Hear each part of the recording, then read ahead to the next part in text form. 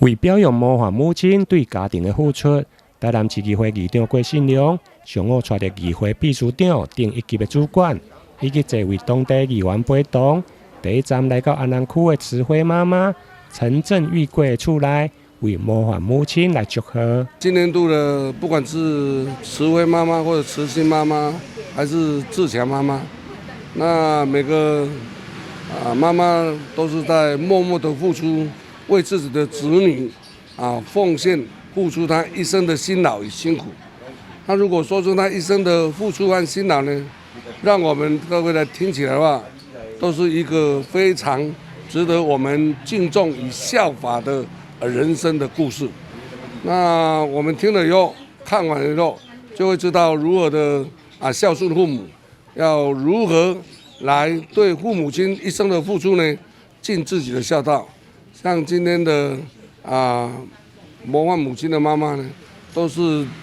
凭着平常的付出，教育自己的子女，让子女有成为社会大众共同的指标。平常默默的付出，关心弱势团体，照顾人家，值得我们效法。今年74岁陈振玉贵女士，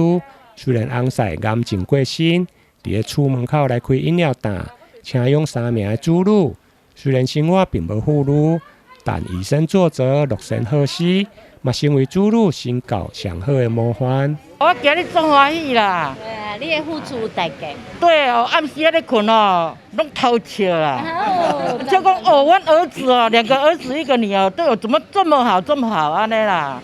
所以哦，这个哦，以后要对大家会更好安尼啊。另外一位慈心妈妈陈玉女士，因为大汉后生有精神的疾病，翁仔某离婚，但女士除了爱负担厝内的开销，另外佫身兼在职，请养2名的查某孙仔。现在查某孙仔拢已经大学毕业，精神使人敬佩。慈心妈妈呢是照顾她代替她父母亲来抚育她的孙子成为社会大众大家公众认得的一个的女士那是非常值得社会大众来效法与模范。台南市今年推荐选出的模范母亲，有辛苦请养子女的慈惠妈妈，也有家庭遭逢变故代替妈妈照顾，甚至是隔代教养的慈心妈妈，